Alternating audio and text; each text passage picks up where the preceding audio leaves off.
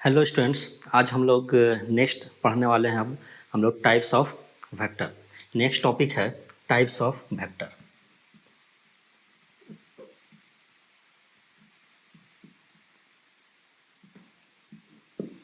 Types of vector, हम लोग vector का इंट्रोडक्शन पढ़ लिए, उसका नोमेनक्लेचर भी पढ़ लिए। अब हम लोग उसके बाद टाइप्स ऑफ वेक्टर, कुछ टाइप्स का ऑफ वेक्टर है उसको हम लोग डिटेल में पढ़ते हैं। तो पहला टाइप हम लोग पढ़ेंगे। पहला टाइप है जीरो वेक्टर। जीरो वेक्टर, इसका डेफिनेशन देख लेते हैं। डेफिनेशन क्या है? A vector whose initial and terminal points coincide is called zero vector. कोई ऐसा वेक्टर जिसका इनिशियल और टर्मिनल पॉइंट अगर कोइंसाइड कर रहा है तो उस वेक्टर को हम लोग बोलेंगे जीरो वेक्टर। इनिशियल पॉइंट मतलब टेल और टर्मिनल पॉइंट मतलब हेड। जिसका टेल और हेड कोइंसाइड कर रहा है तो उस वेक्टर को हम लोग बोलेंगे जीरो वेक्टर। और इसको डिनोट करते हैं जीरो लिख करके उसके ऊपर में एक वेक्टर का साइन दे देंगे। सपोज ये एक लाइन है और ये सपोज ए से बी एक लाइन सेगमेंट है। जो लाइन सेगमेंट हम लोग पढ़ रहे थे वो एक लाइन सेगमेंट है। ए टू बी एक लाइन है, ये एक वेक्टर को डिनोट कर रहा है। और सपोज इस वेक्टर को हम लोग ए बी से डिनोट करते हैं। तो हम लोग जीरो वेक्टर को कैसे डिनोट कर सकते हैं? उसका इनिशियल पॉइंट और टर्मिनल पॉइंट दोनों सेम होगा, मतलब ए वेक्टर, या फिर हम लोग बोल सकते हैं B vector is equals to zero vector. Means A vector या बी वेक्टर ये दोनों जीरो वेक्टर को शो कर रहा है। जिसका इनिशियल पॉइंट और टर्मिनल पॉइंट सेम होगा उस वेक्टर को हम लोग जीरो वेक्टर बोलेंगे। अब जीरो वेक्टर का देखो डायरेक्शन क्या हो सकता है। जीरो वेक्टर का डायरेक्शन क्या हो सकता है? सपोज ये एक लाइन है तो इसका कोई एक पर्टिकुलर डायरेक्शन है। लेकिन अगर जीरो वेक्टर है मतलब उसका इनिशियल पॉइंट और टर्मिनल पॉइंट दोनों अगर सेम पॉइंट पे लाई कर रहा है, अगर इनिशियल पॉइंट और टर्मिनल पॉइंट दोनों सेम जगह पे लाई कर रहा है तो अब इसका डायरेक्शन क्या हो सकता है? इसका डायरेक्शन किसी भी डायरेक्शन में हम ले सकते हैं। तो एनी डायरेक्शन, कोई भी डायरेक्शन हो सकता है। दूसरा, या फिर हम बोल सकते हैं कि इसका कोई भी डायरेक्शन नहीं है। मतलब इसका अगर कोई बोल रहा है कि इसका कोई भी डायरेक्शन है, एनी डायरेक्शन, तो वो भी सही है। अगर कोई बोल रहा है कि इसका कोई भी डायरेक्शन नहीं है, जीरो वेक्टर है तो इसका कोई डायरेक्शन नहीं होगा, तो ये टर्म भी सही है। तो इसको बोल सकते हैं any direction,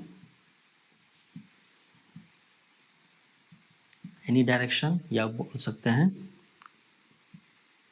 no specified direction. इसका कोई भी डायरेक्शन नहीं होगा। सेकंड टाइप ऑफ वेक्टर जो है, जैसे जीरो वेक्टर पढ़ें, इसके बाद एक सेकंड टाइप ऑफ वेक्टर है जिसका नाम है यूनिट वेक्टर। अब देखो जीरो वेक्टर में क्या था, इसका मैग्नीट्यूड, जीरो वेक्टर का मतलब है कि इसका मैग्नीट्यूड जीरो है। मैग्नीट्यूड मतलब हम लोग 0 मीटर टूवर्ड्स ईस्ट इस तरह से अगर लिख रहे हैं तो इसका मैग्नीट्यूड क्या है? ये जीरो है। जीरो है तो हम इसको जीरो वेक्टर से भी डिनोट कर सकते हैं। ठीक है, 0 मीटर टूवर्ड्स ईस्ट, इसको अगर हम लोग वेक्टर के टर्म में लिखेंगे तो 0 मीटर, तो ये जो वेक्टर है ये है जीरो वेक्टर। मतलब इसका मैग्नीट्यूड क्या है? मैग्नीट्यूड जीरो है।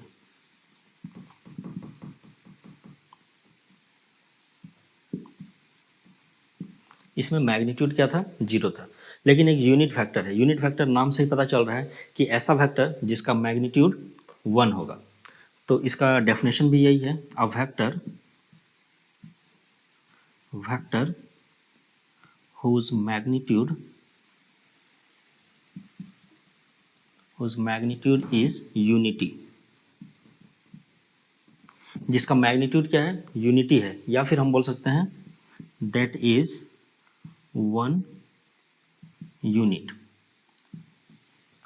यूनिटी मतलब 1 unit, that is 1 unit is called unit vector. इसको हम लोग बोलते हैं यूनिट वेक्टर। कोई भी ऐसा वेक्टर जिसका मैग्नीट्यूड अगर 1 है तो उस वेक्टर को हम लोग बोलेंगे यूनिट वेक्टर। यूनिट वेक्टर कैसे हो सकता है? कोई भी वेक्टर है, सपोज यही लाइन सेगमेंट है, ये लाइन सेगमेंट है suppose A B line segment है, ये एक वेक्टर को डिनोट कर रहा है, तो इसको हम अगर भी वेक्टर से लिखते हैं और इस लाइन का लेंथ सपोज 2 मीटर है, 2 मीटर इस लाइन का लेंथ है।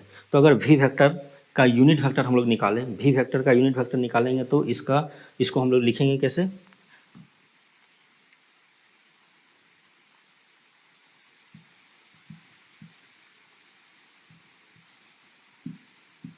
वी वेक्टर का यूनिट वेक्टर क्या होगा? भी लिख करके उसके ऊपर एक कैप, इस तरह कैप का शेप दे देंगे, तो ये है भी वेक्टर का यूनिट वेक्टर, ये इसका यूनिट वेक्टर होगा। इसको हम लोग भी कैप भी बोलते हैं या फिर भी हैट भी बोला जाता है। तो हम लोग भी कैप टर्म यूज करेंगे, ठीक है। किसी बुक में भी कैप होता है, किसी में भी हैट होता है, तो हम लोग भी कैप टर्म यूज करेंगे। तो यूनिट वेक्टर को भी कैप से डिनोट करते हैं। अब ये क्या मतलब हुआ इसका? वी वेक्टर का यूनिट वेक्टर, इसका मतलब ये हुआ कि अगर वी वेक्टर है तो इसके पास क्या है? मैग्नीट्यूड है और डायरेक्शन है। इसका मैग्नीट्यूड कितना है? 2 मीटर, और डायरेक्शन ये पर्टिकुलर डायरेक्शन जिस डायरेक्शन में एरो है वही इसका डायरेक्शन है। तो अगर हम लोग को इस वेक्टर को यूनिट वेक्टर में चेंज करना है तो हम लोग को क्या करना होगा? इसका मैग्नीट्यूड 1 करना होगा। मतलब ऐसा वेक्टर जिसका मैग्नीट्यूड क्या होगा? 1 होगा। मैग्नीट्यूड क्या हो जाएगा? 1 होना चाहिए, और इसका डायरेक्शन क्या होना चाहिए? जिस डायरेक्शन में वेक्टर भी है उसी डायरेक्शन में। मतलब अगर कोई यूनिट वेक्टर है अगर भी वेक्टर का, तो इसका ये जो नया वेक्टर बना भी कैप, इसका मैग्नीट्यूड तो 1 यूनिट है, बट इसका डायरेक्शन सेम होगा भी वेक्टर के डायरेक्शन में ही। तो अगर हम लोग 2 मीटर को अगर 1 मीटर में चेंज करना है तो हम लोग कैसे चेंज कर सकते हैं? जो वेक्टर है उसी वेक्टर का मैग्नीट्यूड से हम लोग उसको डिवाइड करेंगे। सपोज 2 मीटर टूवर्ड्स ईस्ट, ये टर्म लिखा हुआ है। अगर 2 मीटर टूवर्ड्स ईस्ट को 2 से हम लोग डिवाइड कर दें, 2 से हम लोग डिवाइड कर दें तो ये क्या हो जाएगा? बन जाएगा 1 metre towards east, 1 metre towards east. तो यही तरीका हम लोग यूज करते हैं। किसी भी वेक्टर वी वेक्टर को अगर यूनिट वेक्टर में चेंज करना है तो V cap is equals to V vector upon magnitude of V vector. मतलब मैग्नीट्यूड वी वेक्टर के मैग्नीट्यूड से ही इसको डिवाइड कर देंगे, तो अब इसका मैग्नीट्यूड 1 हो जाएगा, बट इसका डायरेक्शन सेम रहेगा उसी डायरेक्शन में जिस डायरेक्शन में वी वेक्टर था। तो हम लोग यही फॉर्मूला यूज करते हैं किसी भी वेक्टर को यूनिट वेक्टर में चेंज करने के लिए। ये इसका बहुत ही ज़्यादा यूज़ है और इसके बारे में हम लोग और डिटेल से पढ़ेंगे आगे। तो अभी इतना ही, ठीक है। यूनिट वेक्टर, इसका डायरेक्शन, इसमें एक चीज़ क्या है, इसका मैग्नीट्यूड 1 होगा और इसका डायरेक्शन क्या होगा? उसी डायरेक्शन में होगा जिस डायरेक्शन में कोई वेक्टर भी है, ठीक है। ये हो गया यूनिट वेक्टर। हम लोग वेक्टर का टाइप्स पढ़ रहे थे, उसी में थर्ड टाइप है को इनिशियल वेक्टर्स। को इनिशियल वेक्टर्स, इसका डेफिनेशन देख लेते हैं। को इनिशियल वेक्टर, टू और मोर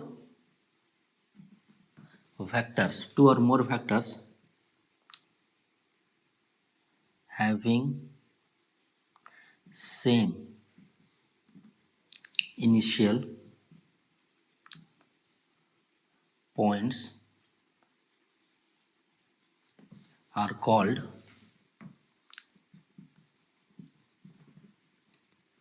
co-initial vectors. Two or more vectors having same initial points are called co-initial vectors. Suppose दो वेक्टर है, ये लाइन से हम लोग वेक्टर को शो कर रहे हैं। सपोज एक वेक्टर, दो vector O A and B, O A O B, ये दो वेक्टर है। ये दो वेक्टर दोनों का इनिशियल पॉइंट क्या है? सेम है। अगर सेम इनिशियल पॉइंट है तो इन दोनों वेक्टर्स को हम लोग बोलेंगे को इनिशियल वेक्टर्स। अगर एक और वेक्टर इसमें ऐड कर दें इस तरह से, तो ये तीनों वेक्टर हो गया को इनिशियल वेक्टर। तो टू और more vectors having same initial points are called co initial vectors. अब एक वेक्टर का प्रॉपर्टी है फ्री वेक्टर्स, ये टाइप में लिख दिए। ये प्रॉपर्टी एक्चुअली प्रॉपर्टी है किसी भी वेक्टर का। वेक्टर का प्रॉपर्टी क्या है? अगर कोई वेक्टर है, सपोज एक वेक्टर है ये, इस वेक्टर का अगर हम लोग मैग्नीट्यूड, इस वेक्टर का ए से बी, ए बी वेक्टर है, ए बी वेक्टर है, इस वेक्टर का अगर हम लोग मैग्नीट्यूड और डायरेक्शन अगर नहीं चेंज करें तो इसको हम लोग उठा के कहीं भी ले जा सकते हैं। ए बी, इसको उठा के यहाँ ले आए या फिर यहाँ ले गए या फिर यहाँ ले गए, इस वेक्टर को उठा के कहीं भी ले गए, अगर इसका लेंथ, सारे का लेंथ सेम है और सारे का डायरेक्शन भी सेम है, अगर यहाँ से थीटा एंगल ये बना रहा है तो ये हॉरिजॉन्टल के साथ ये सब थीटा एंगल ही बनाएगा। मतलब अगर डायरेक्शन और मैग्नीट्यूड दोनों अगर सेम है तो हम किसी भी वेक्टर को उठा के कहीं भी शिफ्ट कर सकते हैं। तो ये इसको बोलते हैं फ्री वेक्टर। वेक्टर का हम लोग को जब क्वेश्चन सॉल्व करेंगे उस समय ये प्रॉपर्टी का बहुत ज़्यादा यूज़ होगा। हम लोग किसी भी वेक्टर को उठा के एक जगह से दूसरे जगह पे शिफ्ट करेंगे according to requirement without changing its magnitude and direction. तो हम लोग लिख सकते हैं vector can be shifted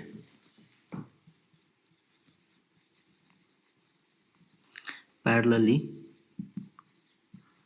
without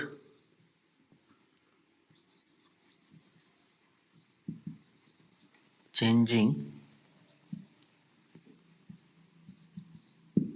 its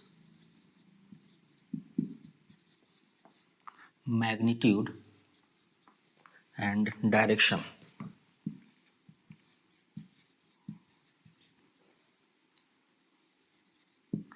is called free vector। मतलब किसी भी वेक्टर को अगर हम एक जगह से दूसरे जगह पैरेलली शिफ्ट कर रहे हैं, ये पैरेलली शिफ्ट हो रहा है, पैरेलल ही होगा तभी इसका डायरेक्शन चेंज नहीं होगा और इसका मैग्नीट्यूड भी चेंज नहीं करना है। मैग्नीट्यूड और डायरेक्शन अगर चेंज नहीं कर रहे हैं तो ये वेक्टर अगर शिफ्ट हम लोग कहीं भी कर रहे हैं तो ये सारा सेम वेक्टर है, इसका वैल्यू चेंज नहीं होने वाला है, इसको रिप्रेजेंट करने का भी तरीका कुछ भी चेंज नहीं होगा, ये सारा सेम वेक्टर है। ठीक है, तो इसी को हम लोग बोलते हैं फ्री वेक्टर। इसके बाद फिफ्थ, इसके बाद फिफ्थ देखते हैं। फिफ्थ है कोलिनियर वेक्टर्स।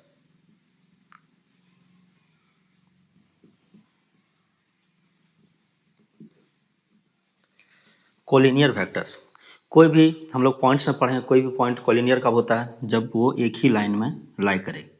अगर ये तीनों पॉइंट है, तीनों पॉइंट कोलिनियर कब बोलेंगे, जब एक ही पॉइंट में लाई करे।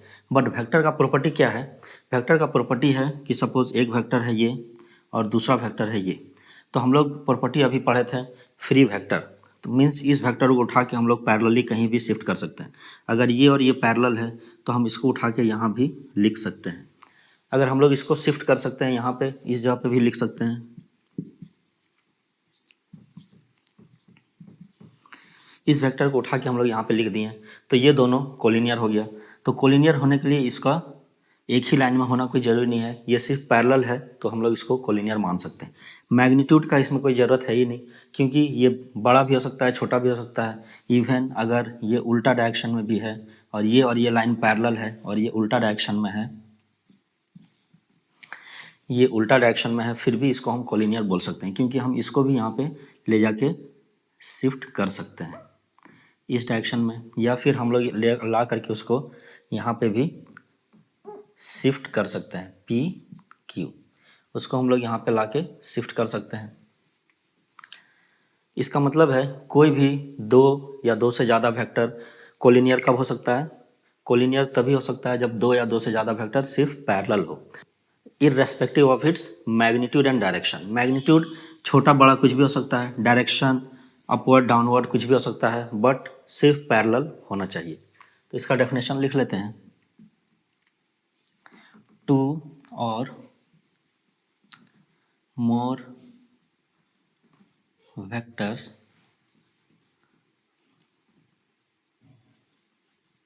are co-linear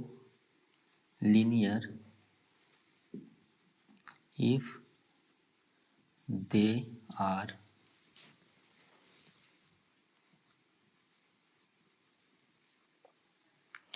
parallel to the same line irrespective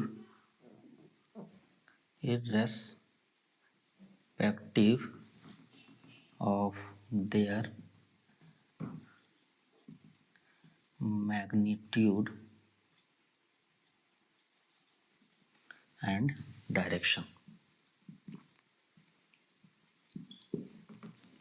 दो या दो से ज़्यादा कोलिनियर हो सकता है अगर वो दोनों पैरेलल हो सेम लाइन के about irrespective of its magnitude और डायरेक्शन। मैग्नीट्यूड और डायरेक्शन इररेस्पेक्टिव का मतलब है ये अगर बड़ा है और ये छोटा है, इसको भी अगर यहाँ हम शिफ्ट किए तो ये और ये दोनों भी कोलिनियर हो गया। तो इसका मैग्नीट्यूड तो अलग था बट डायरेक्शन सेम डायरेक्शन में था, लेकिन मैग्नीट्यूड अलग है, लेकिन फिर भी ये दोनों कोलिनियर है। अब देखो इसका डायरेक्शन भी अलग है, मैग्नीट्यूड भी अलग है, लेकिन ये और ये दोनों भी सीपी और ये दोनों भी कोलिनियर है, क्योंकि ये दोनों का ही इसको भी हम लोग शिफ्ट करके इधर ले सकते हैं या फिर यहाँ भी लिख सकते हैं, एक ही लाइन में हम इसको शिफ्ट कर सकते हैं, इसलिए इसको बोलते हैं कोलिनियर वेक्टर।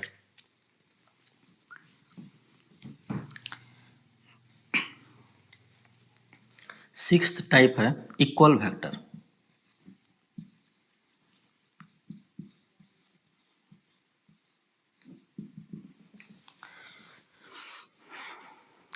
वेक्टर के पास क्या है? मैग्नीट्यूड और डायरेक्शन। मैग्नीट्यूड और डायरेक्शन, वेक्टर के पास एक मैग्नीट्यूड है जो इसको, सपोज ये वेक्टर भी है तो इसका मैग्नीट्यूड है ये इसका मैग्नीट्यूड शो कर रहा है, ये पूरा लेंथ, और ये एरो का डायरेक्शन ये शो कर रहा है, ठीक है। तो ये एरो का डायरेक्शन है और ये मैग्नीट्यूड है। तो इसके पास मैग्नीट्यूड है और डायरेक्शन है। तो दो या दो से ज़्यादा वेक्टर इक्वल कब हो सकता है? जब उसका मैग्नीट्यूड भी सेम हो और डायरेक्शन भी सेम हो। दोनों वेक्टर का मैग्नीट्यूड और डायरेक्शन अगर सेम होगा तो उसको इक्वल वेक्टर कहेंगे। सपोज ये है पी क्यू और ये है आर एस। ये दोनों वेक्टर इक्वल कब होगा? जब पी क्यू का मैग्नीट्यूड बराबर होगा आर एस के मैग्नीट्यूड के, और पी क्यू का डायरेक्शन इक्वल होना चाहिए आर एस के डायरेक्शन के। अगर ये दोनों कंडीशन अगर सेटिस्फाई होता है तो हम लोग दोनों को बोल सकते हैं कि दोनों इक्वल वेक्टर है। दोनों इक्वल वेक्टर है मतलब उसका डायरेक्शन भी सेम होना चाहिए और मैग्नीट्यूड भी सेम होना चाहिए। इसका डेफिनेशन लिख लेते हैं, टू और मोर वेक्टर्स आर इक्वल, और इसको बोल सकते हैं इक्वल या फिर और equivalent if their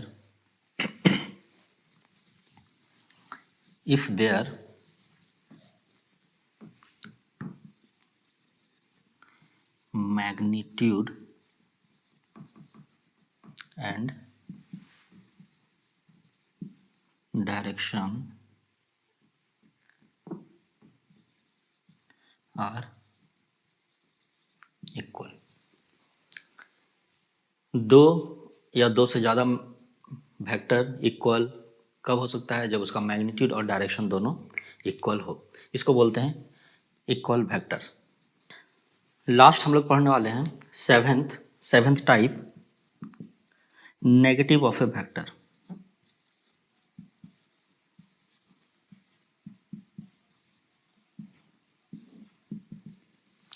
negative of A vector, suppose कोई एक वेक्टर है ए बी, सपोज कोई एक वेक्टर है ए बी, दूसरा वेक्टर है P Q. A B vector, दूसरा वेक्टर पी क्यू, अगर ये दोनों, इसका दोनों का लाइन ऑफ एक्शन पैरेलल है, मीन्स दोनों का लाइन ऑफ एक्शन अगर पैरेलल है और दोनों का मैग्नीट्यूड भी अगर सेम है, तो सिर्फ यहाँ पे क्या डिफरेंस दिख रहा है? इसका डायरेक्शन अपवर्ड है, इसका डायरेक्शन डाउनवर्ड है, तो हम लोग बोल सकते हैं कि ये पी क्यू जो है ये इसका नेगेटिव है।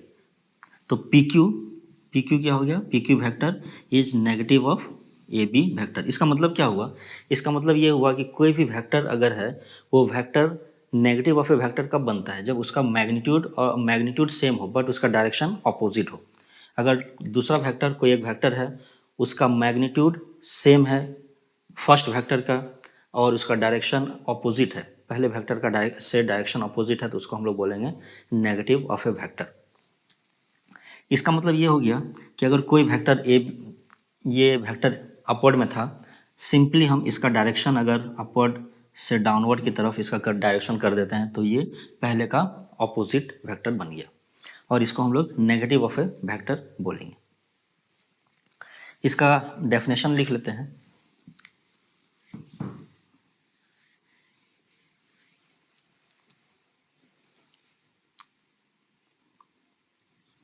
A vector whose magnitude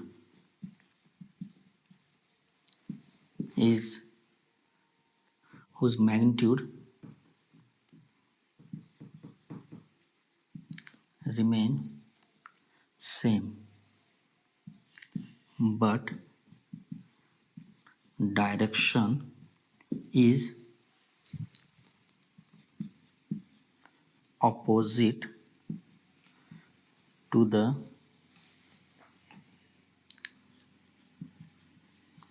first vector